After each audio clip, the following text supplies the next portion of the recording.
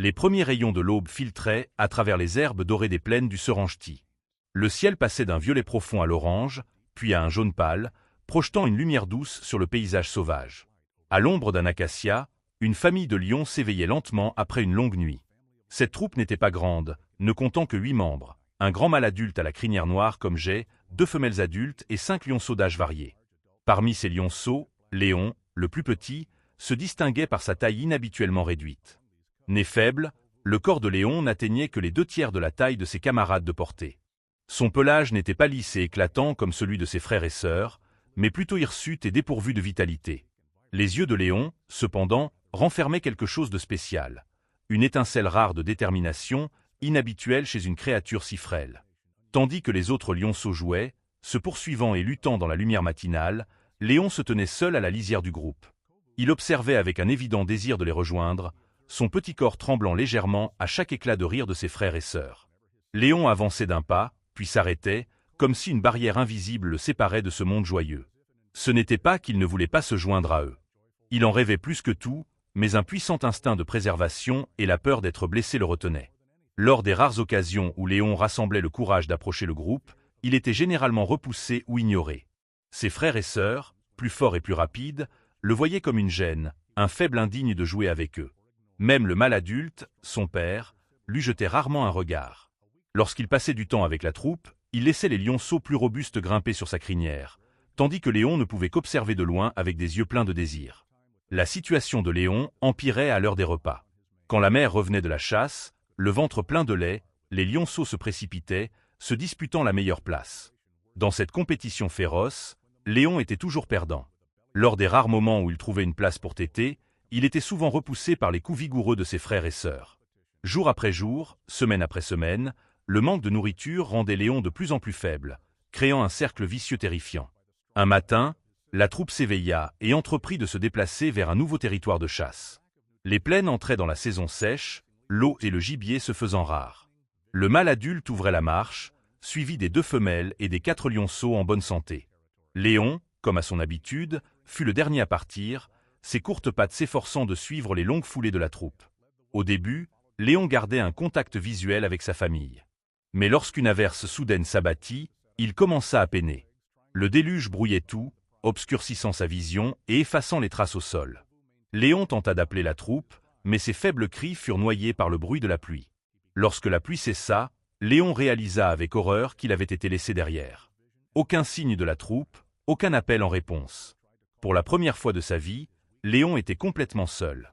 La peur initiale céda rapidement place à l'instinct de survie. Bien que faible, Léon restait un lion, et le sang des prédateurs suprêmes coulait dans ses veines. Il prit une profonde inspiration, essayant de capter l'odeur familière de sa troupe. Une lueur d'espoir jaillit lorsqu'il détecta une faible trace de leur odeur en direction du nord. Sans hésiter, il entama son périple pour rejoindre sa famille. Le voyage de Léon fut une lutte acharnée contre le temps et les épreuves. Son petit corps n'était pas conçu pour endurer de tels défis. Chaque pas demandait un effort. Chaque colline semblait une montagne. La faim et la soif devinrent vite des compagnons indésirables. Mais il ne s'arrêta pas. Jamais. Dans son esprit, il n'y avait qu'une seule image. Sa famille, là où était sa place, qu'il l'accepte ou non. Le premier jour passa sans aucun signe de la troupe. Léon trouva une petite flaque pour boire, mais rien à manger. La première nuit seul, il se blottit sous un buisson, tremblant de peur et de solitude. Les cris des hyènes résonnaient dans l'obscurité, lui rappelant les dangers tapis. Léon ne pouvait dormir, ses yeux grands ouverts et alertes, ses oreilles dressées, à l'écoute du moindre bruit.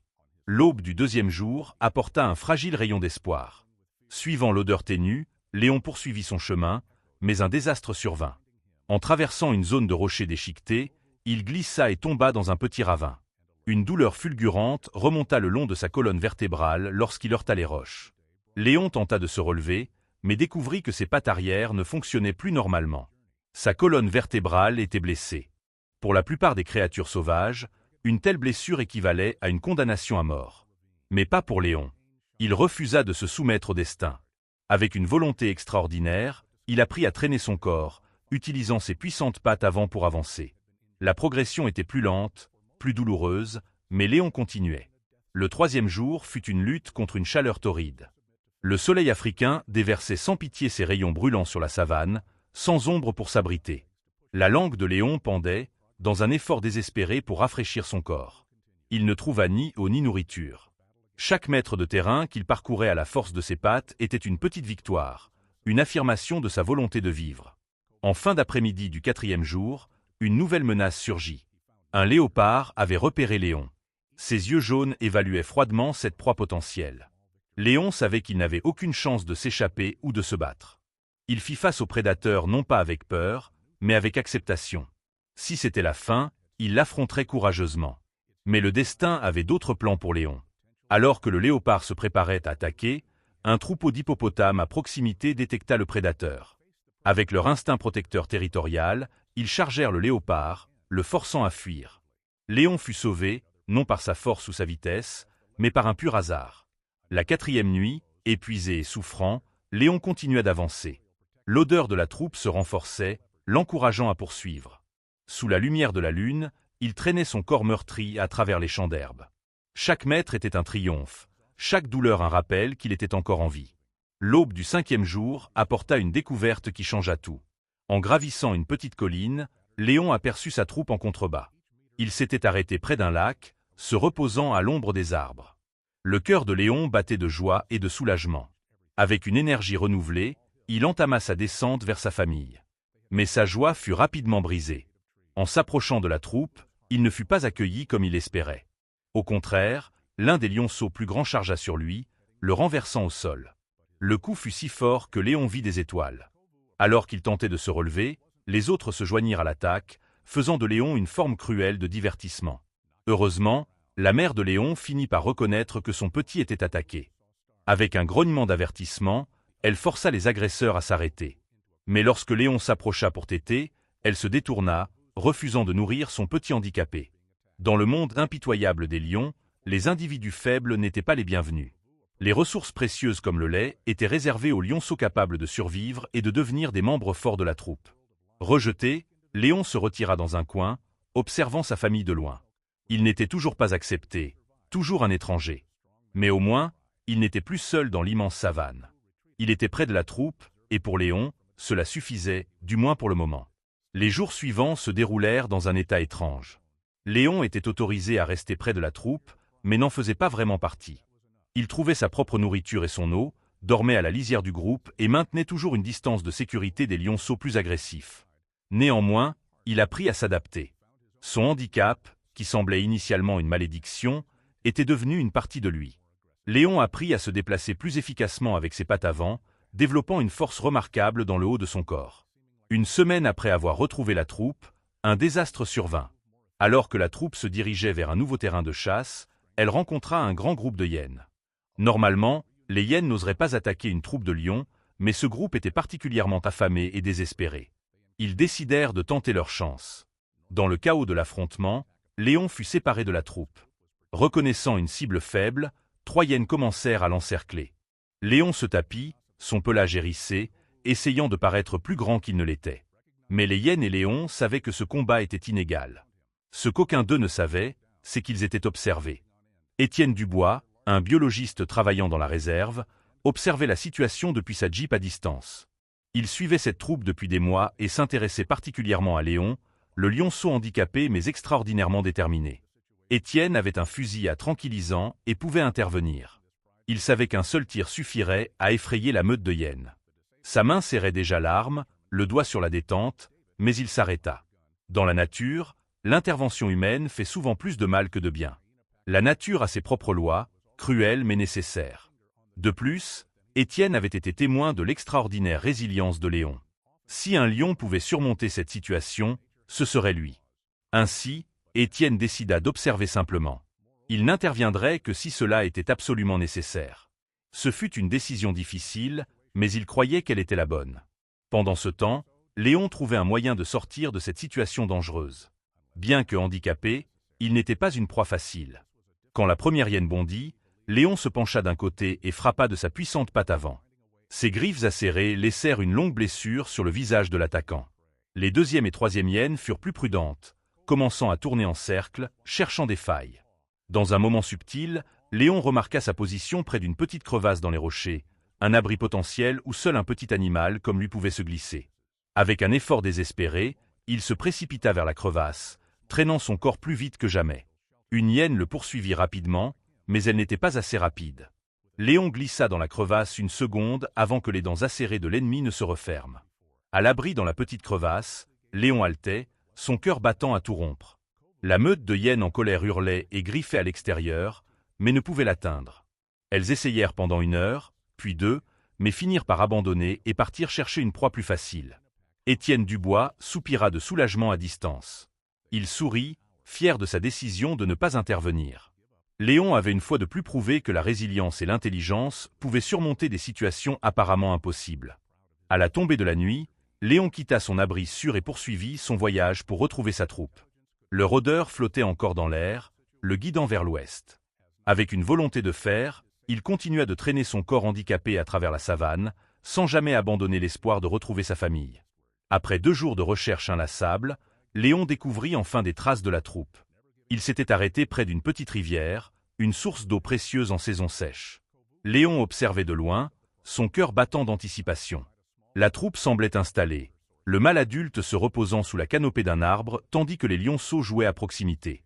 La mère de Léon buvait dans la rivière. Mais il y avait un problème. Pour rejoindre la troupe, Léon devait traverser la rivière. Pour un lion en bonne santé, ce serait un obstacle mineur.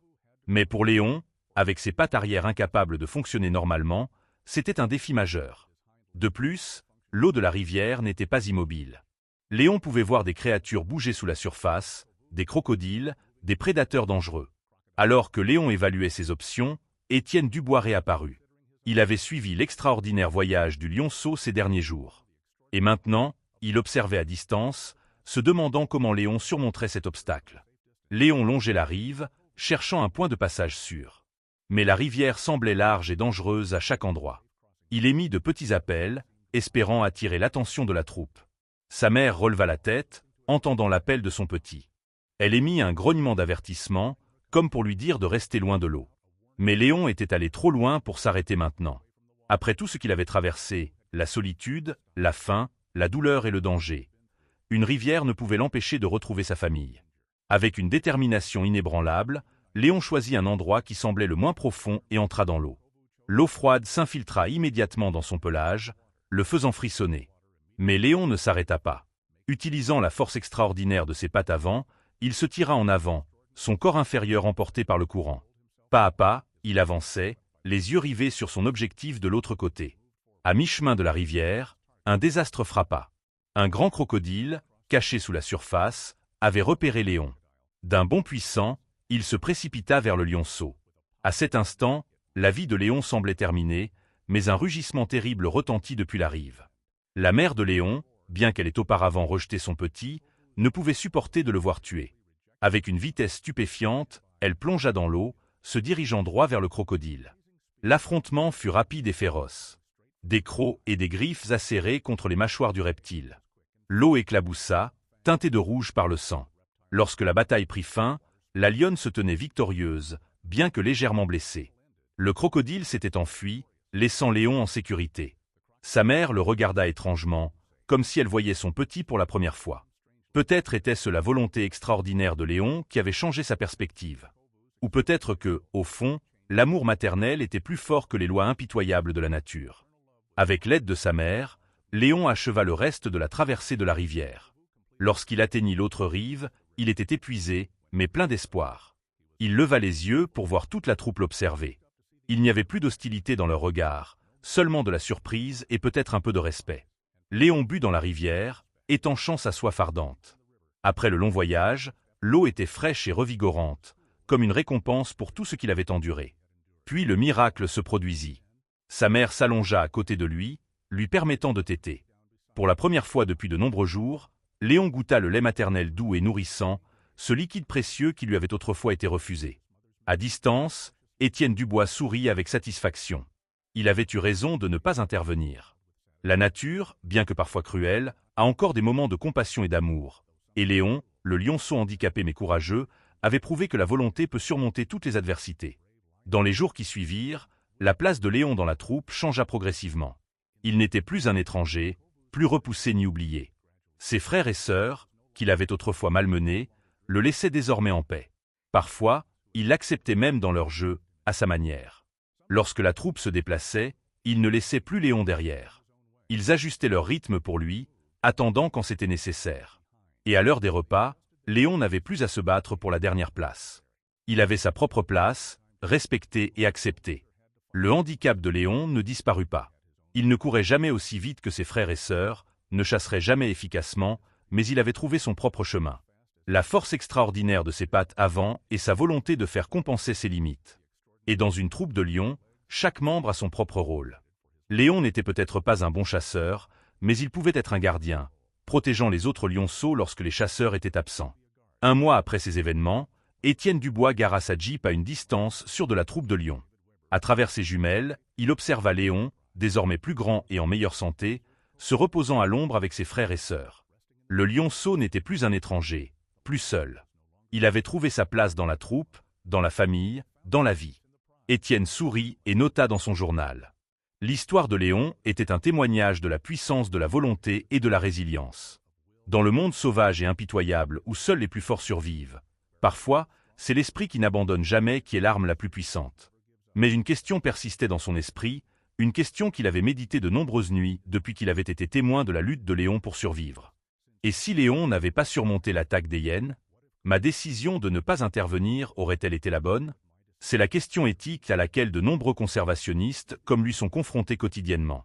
La frontière entre laisser la nature suivre son cours et la responsabilité morale des humains envers les animaux est toujours fragile, surtout à une époque où les habitats naturels se réduisent de plus en plus à cause de l'activité humaine. Quels principes devraient guider les décisions d'intervention? En tant que scientifique, doit-on toujours maintenir une distance objective? Ou y a-t-il des moments où la compassion devrait l'emporter sur la méthode scientifique? Alors que le soleil commençait à se coucher sous l'horizon, baignant la savane d'une lumière dorée éclatante, Étienne démarra son moteur et s'éloigna lentement. Il savait que Léon irait bien. Le lionceau avait prouvé que même dans les pires adversités, l'espoir existe. Et avec assez de détermination, tout obstacle peut être surmonté. Mais toutes les histoires ne se terminent pas si magnifiquement. Combien de vies se sont éteintes silencieusement sans une seconde chance? Devrions-nous intervenir plus ou moins? Et comment déterminer cette frontière? Alors que la Jeep disparaissait dans un nuage de poussière, Léon leva les yeux, son regard croisant le coucher du soleil. À cet instant, il semblait y avoir une compréhension profonde entre l'humain et l'animal sauvage, une reconnaissance de l'esprit de ne jamais abandonner qu'ils partageaient tous deux. Et dans ce monde sauvage et impitoyable, parfois, c'est la chose la plus importante pour la survie et la croissance.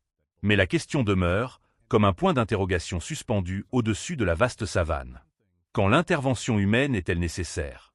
Et quand ne fait-elle qu'interférer avec la loi naturelle? Lorsque nous sommes témoins de la lutte d'une créature, l'inaction est-elle une cruauté ou un respect de l'ordre naturel? Et dans un monde de plus en plus contrôlé par l'humain, une nature pure existe-t-elle encore pour que nous choisissions de ne pas intervenir?